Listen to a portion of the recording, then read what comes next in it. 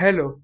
मेरा नाम है आदित्य और आप लोग देख रहे हैं GSU गैलेक्सी इंग्लिश का क्लास 7 6 7 8 का चैनल, जिसमें हम लोग क्लास 6 7 8 से रिलेटेड इंग्लिश टेक्स्ट बुक्स की कुछ एजुकेशनल वीडियोस को देखेंगे और उनसे चैप्टर्स को समझेंगे। आज हम लोग पढ़ने जा रहे हैं क्लास 8 इंग्लिश की बुक हनी ड्यू का चैप्टर नंबर 1, जिसका नाम है the best Christmas present in the world. इस चैप्टर को हम 2 पार्ट्स में पढ़ेंगे। तो ये इस चैप्टर का पहला पार्ट है। तो उम्मीद है कि आप लोग इस वीडियो को एंड तक देखेंगे, जिससे कि आप लोगों को ये चैप्टर अच्छे से समझ में आ जाए। तो चलिए वीडियो को शुरू करते हैं।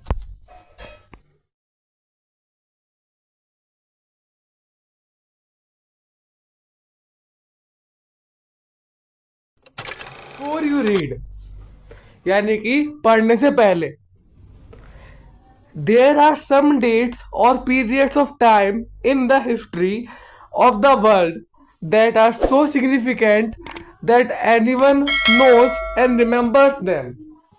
इसका मतलब है कि कुछ डेट्स और कुछ टाइम्स, यानी कि कुछ तारीखें और कुछ समय दुनिया के इतिहास में ऐसे होते हैं जो कि इतने जरूरी होते हैं कि हर कोई उन्हें याद रखता है और जानता है।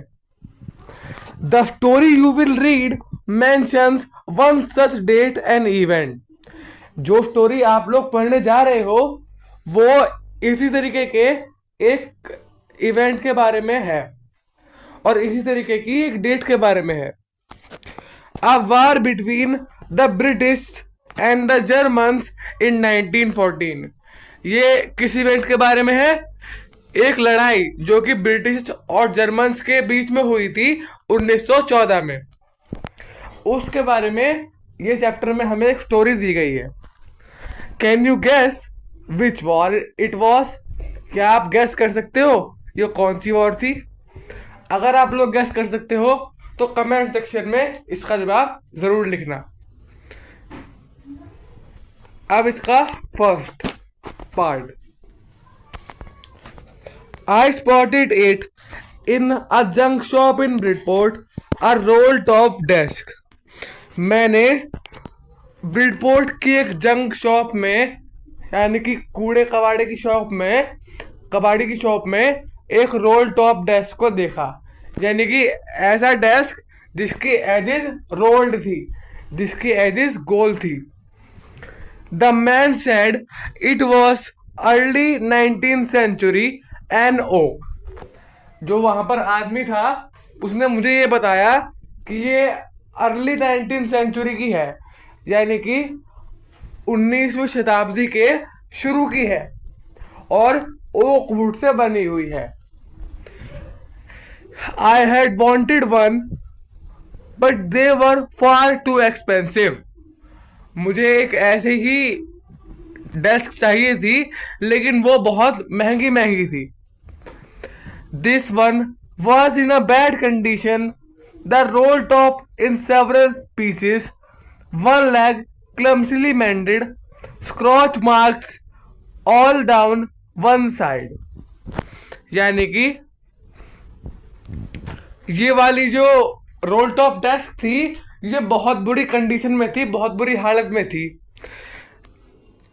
इसका जो रोल टॉप था, यानी ऐसा टॉप जिसकी एजेस गोल होती हैं, वो उसका टॉप का पार्ट पीसेस में था, टुकड़ों में था। वन लेग क्लम्सली मेंडेड, और एक उसका पैर क्लम्सली मेंडेड का मतलब है, मतलब मेंट तो किया गया था लेकिन थोड़ा वो टूट भी गया था। Scratch marks all down one side, और उसके एक साइड पर जलने के निशान थे। स्क्रॉच मार्क मतलब जलने के निशान। It was going for very little money, और ये बहुत ही कम पैसों में थी।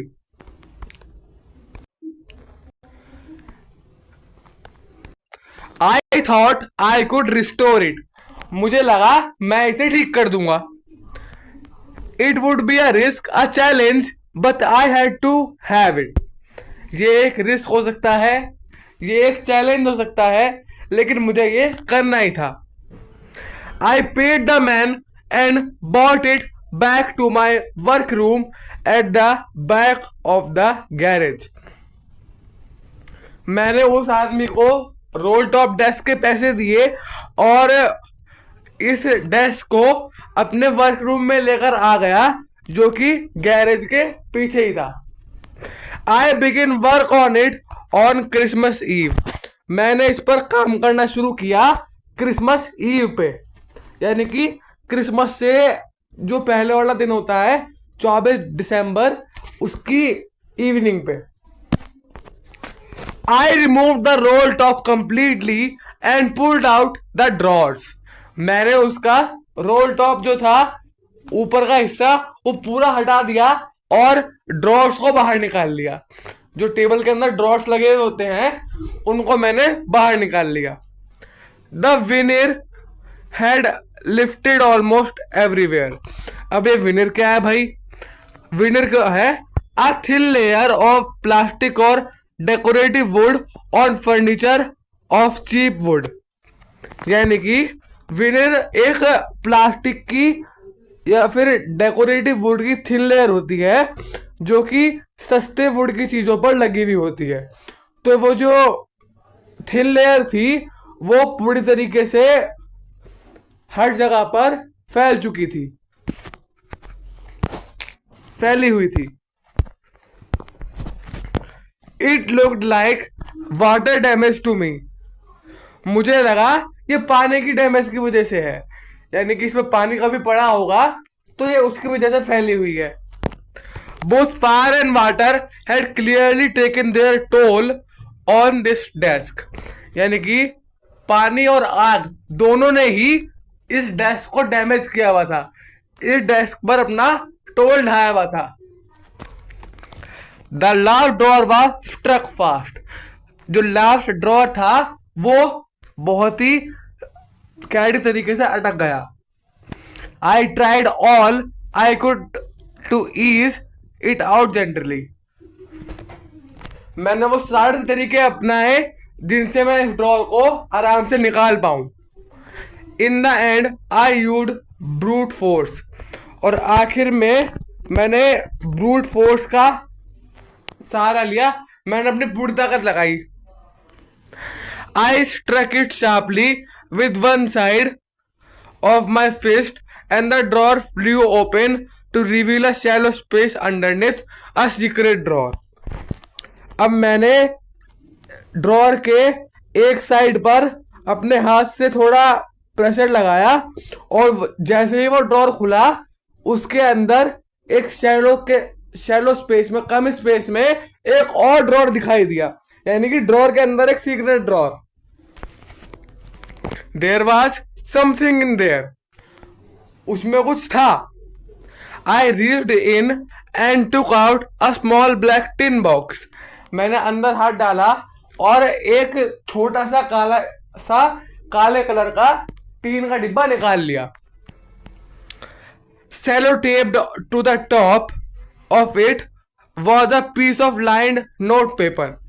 उसके ऊपर एक लाइंड नोट पेपर का पीस जो है, जैसे आप कॉपी में लिखते हो, उसका एक पीस चिपका हुआ था सेलो टेप से। And written in shaky handwriting. और उसमें एक गंदी सी हैंड राइटिंग में लिखा हुआ था। शेकी मतलब जैसे आप हाथ हिलाते हो ना, तो जैसे लिखते लिखते जब कुछ हाथ हिलता है तो जैसे हैंड राइटिंग आती है उसे कहते हैं शेकी हैंड राइटिंग। उसमें लिखा हुआ था जिम्स लास्ट लेटर रिसीव्ड जनवरी 25, 1915। जिम का आखिरी लेटर जो कि 25 जनवरी 1915 में उसने लिखा था। To be buried with me when the time comes. इसे मेरे साथ गाड़ दिया जाए जब समय आए, यानी जब मेरी मृत्यु हो तब इसे मेरे साथ गाड़ दिया जाए। I knew as I did it that it was wrong to me to open the box. मैं जानता था कि ये करना मेरे लिए गलत होगा कि मैं उस बॉक्स को खोलूं, but curiosity got the better of my scruples. लेकिन जो क्यूरिसिटी थी उसने मेरे स्क्रपल्स को जगा दिया। अब स्क्रपल्स क्या है भाई? स्क्रपल्स एक ऐसी फीलिंग होती है जो कि आपको कुछ रॉन्ग करने के लिए, कुछ गलत करने के लिए वो करती है। मतलब अंदर से आपको फीलिंग आती है कि आपको कुछ गलत करना है, उसे कहता है स्क्रपल्स। It usually does. और मैंने उसे खोल ही दिया फिर टिन बॉक्स को। Inside the box there was an envelope. Box के अंदर एक एनवलप था। The address read. मैंने फिर एड्रेस पढ़ा। Mrs Jim Macpherson, 12 Copper Beeches, Bridport, Dorset. Address था मिसेस जिम मैकफर्सन का। क्या एड्रेस था? 12 Copper Beeches, Bridport, Dorset. I took out the letter and unfolded it. मैंने उस लेटर को बाहर निकाला और उसे अनफोल्ड किया, उसे खोला। It was written in pencil and dated at the top. वो पेंसिल से लिखा हुआ था और उसके ऊपर डेट लिखी हुई थी December 26, 1914। यानी कि छब्बीस दिसंबर 1914, यानी कि क्रिसमस डे से एक दिन बाद। अब ये कॉम्प्रीहेंशन चेक में जो ये क्वेश्चंस हैं ये हम लोग अलग वीडियो में देखेंगे। अभी हम लोग इस चैप्टर को पढ़ते हैं। Second part, dearest Connie. अब वो लेटर पढ़ रहा है author. Dearest Connie, I write to you in a much happier frame of mind. मैं तुम्हें ये अपने दिमाग के सबसे अच्छे फ्रेम से लिख रहा हूँ। अभी इस समय मेरा दिमाग सबसे खुश है। Because something wonderful has just happened that I must tell you about at once. मेरा दिमाग अभी बहुत खुश है क्योंकि कुछ ऐसा खूबसूरत चीज हुई है जो कि मुझे तुम्हें एक बार बतानी चाहिए। We were all standing in our trenches yesterday. हम लोग अपने ट्रेंचेस में खड़े थे। ट्रेंचेस किसे कहते हैं भाई? Long deep ditches in the ground where soldiers hide from their enemy. जैसे गड्ढे से होते हैं जमीन में जिसमें सोल्जर्स अपने दुश्मन से बचने के लिए छुपते हैं, उन्हें कहते हैं ट्रेंचेस। तो जो मिस्टर जिम मैकफर्सन थे वो अपने ट्रेंच में खड़े हुए थे। सब लोग अपने ट्रेंच में खड़े हुए थे कल सुबह, यानी कि 25 तारीख की सुबह, क्रिसमस मॉर्निंग, क्रिसमस की मॉर्निंग पे।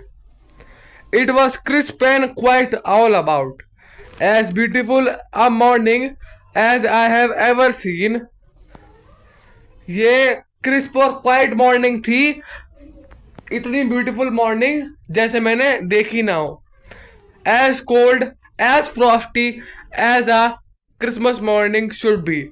ऐसी कोल्ड और ऐसी ठंड वाली मॉर्निंग जैसे एक क्रिसमस मॉर्निंग होनी चाहिए। I should like to be able to tell you that we begin it. काश मैं तुम्हें ये बोल पाता कि हमने वो चीज शुरू की। But the truth I am ashamed to say is that Fritz begin it. अब फ्रिट्स कौन है ये जानना बहुत जरूरी है। फ्रिट्स यहाँ पे जर्मन सोल्जर्स को कहा गया है। फ्रिट्स यहाँ पे जर्मन सोल्जर्स को कहा गया है। A name for a German soldier, फ्रिट्स is a common German name. फ्रिट्स जो है वो एक कॉमन जर्मन नेम है। लेकिन ये मुझे बताते हुए शर्म आ रही है कि फ्रिट्स ने वो चीज शुरू की। First someone saw a white flag waving from the trenches opposite. पहले किसी ने सफेद झंडा वेव करता हुआ देखा, हिलता हुआ देखा अपोजिट ट्रेंचेस में, यानी कि दुश्मन की ट्रेंचेस में। वाइट फ्लैग का मतलब होता है सरेंडर, शांति। Then they were calling out to us from across no man's land. फिर वो हमें बुलाने लगे नो मैंस लैंड से, यानी वो जमीन जो किसी की भी नहीं थी, वहां से हमें बुलाने लगे happy Christmas Tommy, happy Christmas. अब ये टॉमी कौन है? टॉमी किसी डॉगी का नाम नहीं है। टॉमी एक कॉमन इंग्लिश नेम है जो ब्रिटिश सोल्जर्स के लिए यहाँ पर बोला गया है। तो फ्रिट्ज लोग बोलते हैं happy Christmas Tommy, happy Christmas. When we had got over the surprise, some of us shouted back, "Same to you, Fritz, same to you." मतलब जब हम सरप्राइज से उभर गए तो हम में से कुछ लोगों ने वापस बोला same to you Fritz, same to you. I thought that would be that, मुझे लगा ये होगा ही। वी ऑल डिड, हम सब ने किया। But then suddenly one of them was up there in his grey greatcoat and waving a white flag.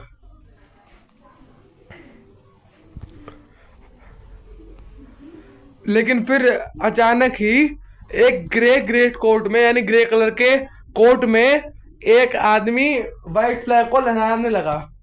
Don't shoot let's, shoot मत करो। समवन शाउटेड, कोई चिल्लाया। एंड नो वन डिड, किसी ने भी शूट नहीं किया।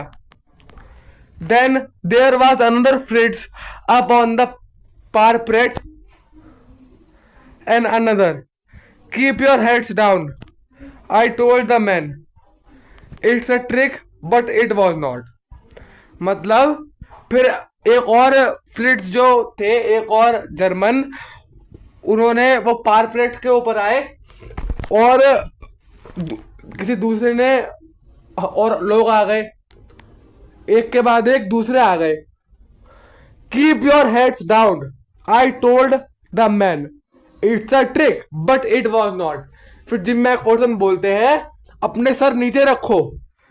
मैंने लोगों को कहा, जिम मैकफर्सन ने उनसे कहा अपने आर्मी ऑफिसर से कि अपने सर नीचे रखो, ये एक चाल हो सकती है, लेकिन वो चाल नहीं थी। One of the Germans was waving a bottle above his head। उनमें से, जर्मन्स में से एक आदमी एक बॉटल को अपने सर पर लहरा रहा था। It's Christmas day Tommy, we have schnapps, we have sausage, we meet you, yes. By this time there were dozens of them walking towards us across no man's land and not a rifle between them। मतलब जो फ्रिट्स थे उन्होंने बोला कि ये Christmas day है Tommy, हम पे स्नैप्स हैं, हम पे सॉसेजेस हैं, ये खाने की चीज़ें हैं, हम तुमसे मिलेंगे, हाँ मिलेंगे। फिर इस टाइम पर दर्जनों लोग नो मैंस लैंड से आने लगे और किसी के पास भी कोई राइफल नहीं थी, कोई भी बंदूक नहीं थी। Little private Morris was first set up, छोटे छोटे झुंड बनने लगे। Come on boys, what are we waiting for, आ जाओ बॉयज, हम किसका इंतजार कर रहे हैं। And then there was no stopping them, और फिर उन्हें कोई नहीं रोक रहा था। आई वॉज द ऑफिसर, मैं ऑफिसर था। कौन? जिम मैकफर्सन ने बोलते हैं मैं ऑफिसर था। I should have stopped them there and then, मुझे उन्हें वही रोक देना चाहिए था। आई सपोज, मुझे ऐसा लगता है कि मुझे उन्हें वही रोक देना चाहिए था। But the truth is that it never even occurred to me I should. लेकिन सच्चाई ये है, मैंने कभी उन्हें रोकने के बारे में सोचा ही नहीं। जिम मैकफर्सन सोचते हैं, बोलते हैं, अपने लेटर में लिखते हैं कि मुझे उन्हें वहीं पर रोक देना चाहिए था, मुझे लगता है, लेकिन मेरे दिमाग में कभी ऐसा ख्याल ही नहीं आया कि मैं उन्हें रोकूं। I was part of this, मैं इसी का पार्ट था। In the middle of the war we were making peace, इस लड़ाई के बीच में हम लोग शांति बना रहे थे।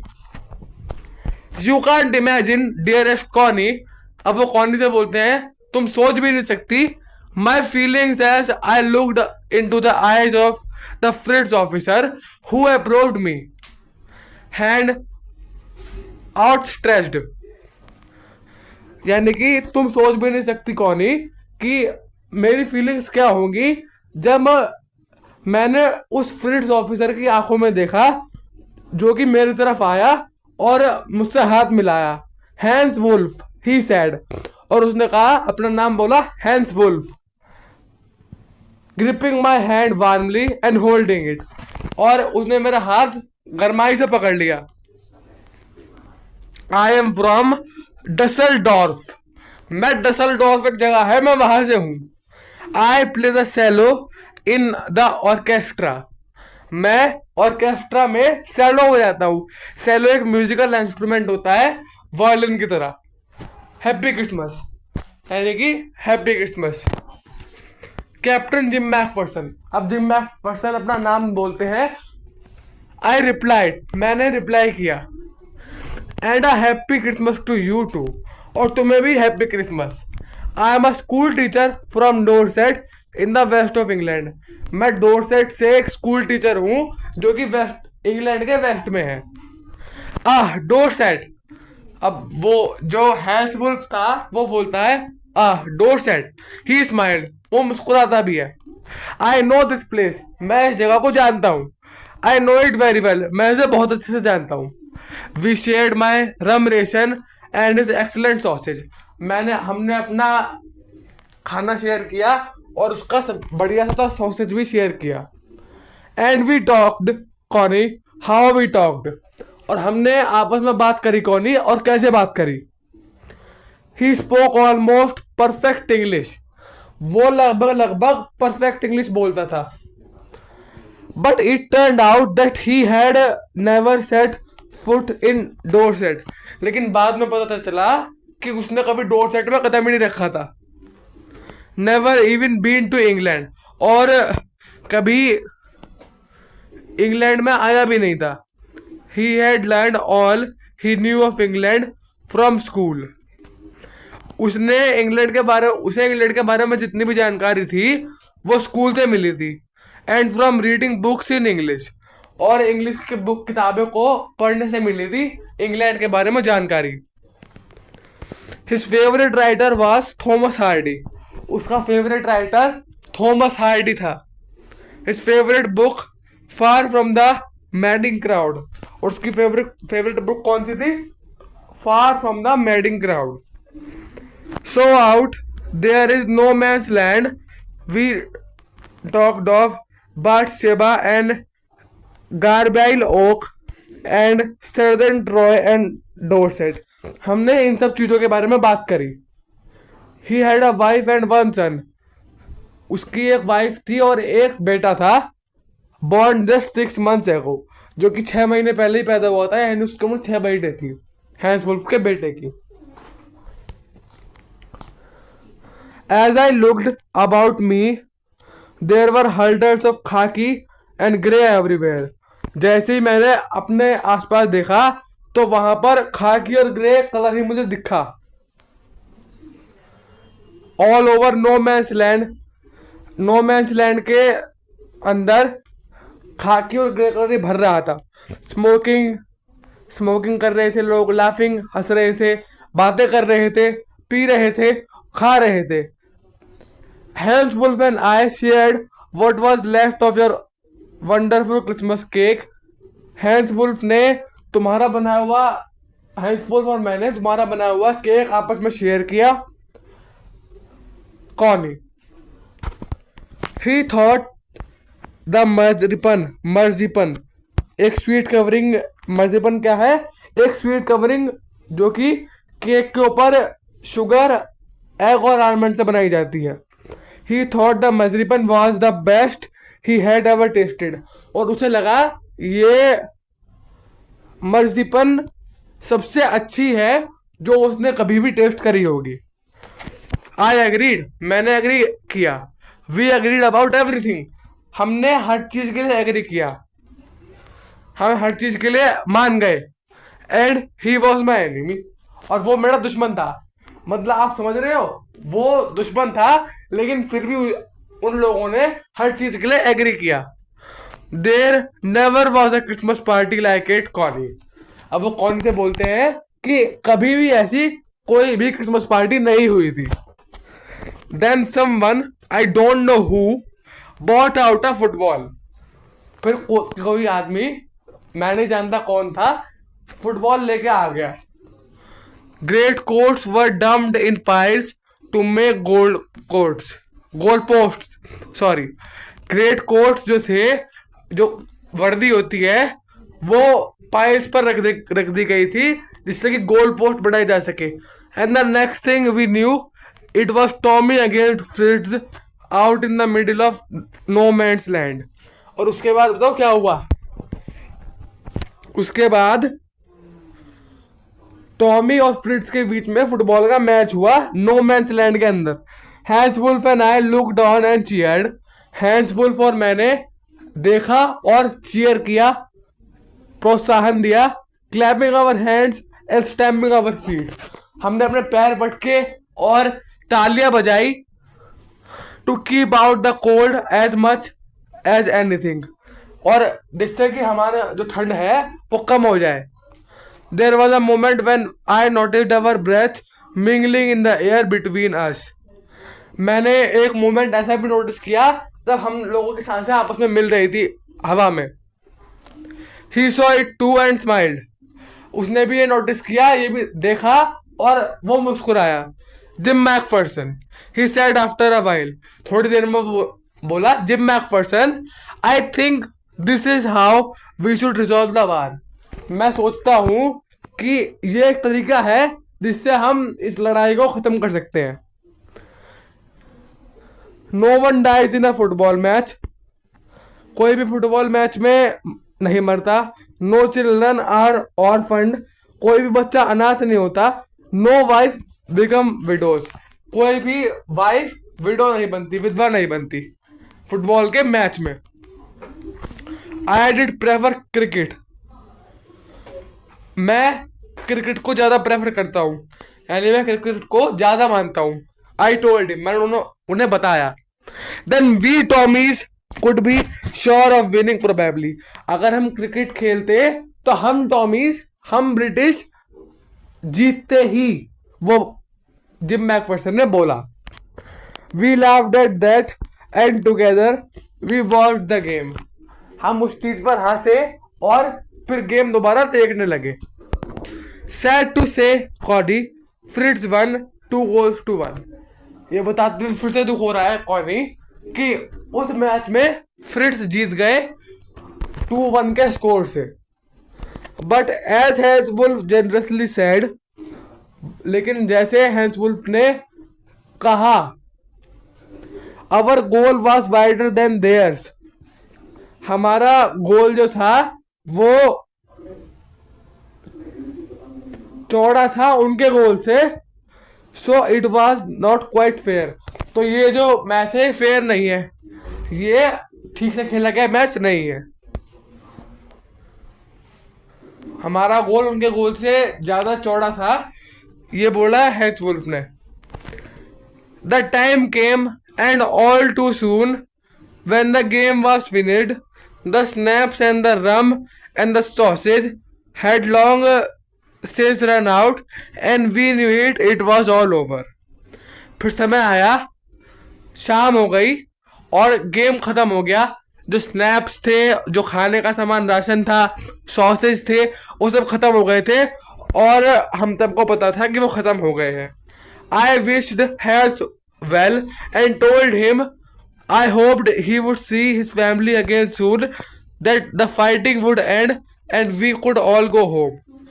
मैंने हैंस को वेल विश दी और उन्हें बताया कि मैं होप करता हूँ कि वो अपनी फैमिली को दोबारा देख पाएंगे और ये लड़ाई खत्म होगी और सब लोग अपने घर को जा पाएंगे.